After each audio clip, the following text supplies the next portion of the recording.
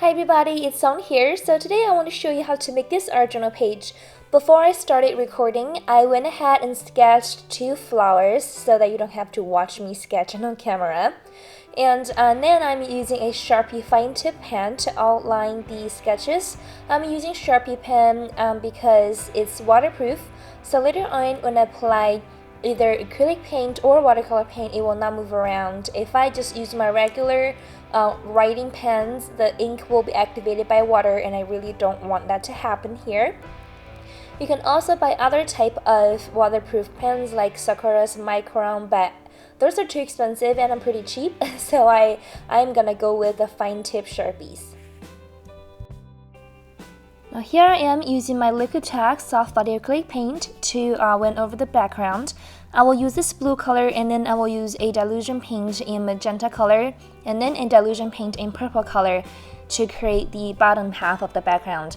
Now the reason that I don't like to use craft quality paint, like those 89 cents a bottle paint on my art journal page, is that they dry a lot darker than when they were wet, and I hate that color shift on my art journal page.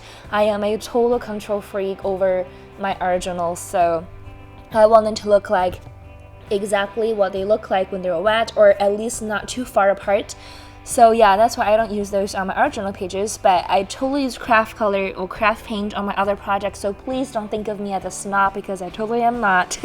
I hoard a lot craft paint. I just don't think they are a good and suitable paints for art journals. Now I am applying the magenta paint on the bottom half of the page to create that transition, and I know the transition line is not soft, but later on I will use a purple color to soften the transition part. And that part was not recorded because I forgot to press the record button, and I thought I did, because when I create something I was too in the zone and I tend to forget what's happening around me, so that's not good. But you know, it's quite simple. I just use the acrylic paint, and then I soften the edges after I apply it on the page with water, so that it will create that kind of softer look. And now I am creating a frame around the art journal page, and I'm just gonna, you know, hand draw it. It does not need to have any kind of sort of rhyme or reason to it, just freehand it. Now the reason that I am framing this page is that I think this background is so blank and so simple, and it just looks quite boring, to be honest, but I don't want it to be complicated either. So that's why I'm framing this page to create some more interest, and I think it's a pretty good addition. And the black paint is my golden high flow acrylic paint. Another reason I don't use any other type of black paint is that I don't have them. It is right now the only black paint that I have, so that's why I'm using those. And then I'm using a Prima stencil, and see that blue masking tape right there? I did that to make sure the stencil is gonna be stay in place, so it won't move around when I dab the paint on it.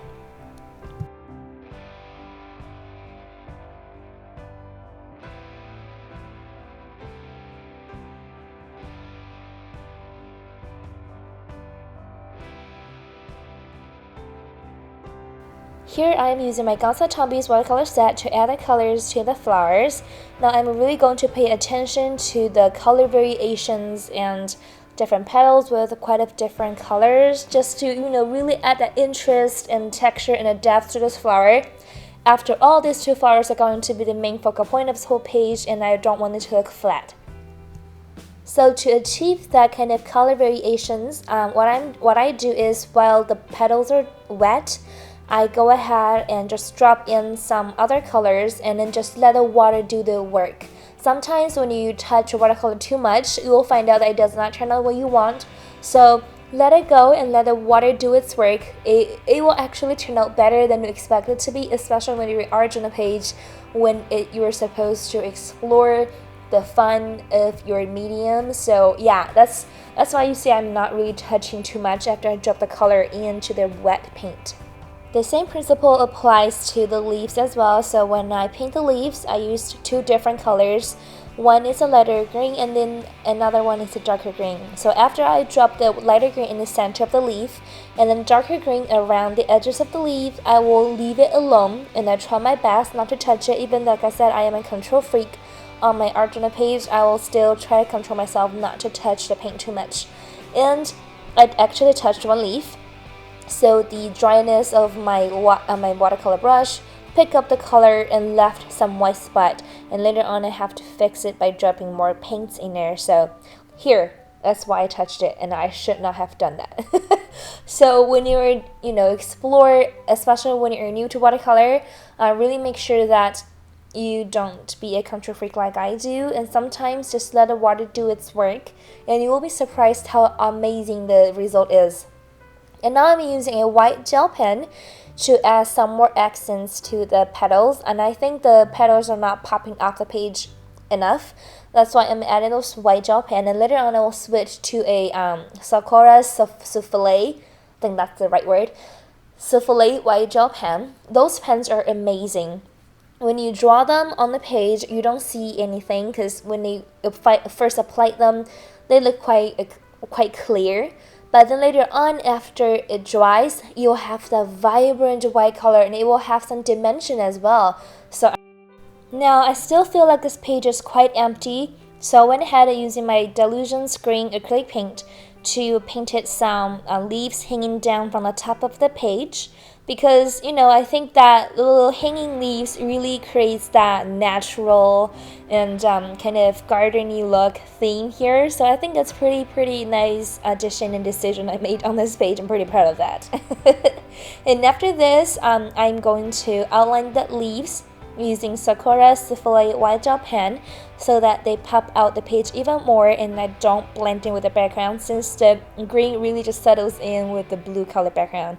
And see how the color is not showing at all. First you apply it, but after it dries, you'll see the white outline come to life, and it's just amazing. I love this pen so much. That's it. I really hope you like this page and this process video. If you enjoyed it, please leave a thumbs up and comment and subscribe. And don't forget to check out my blog for more details and detailed photos. Thank you so much for watching. I'll talk to you later. Bye! Mwah!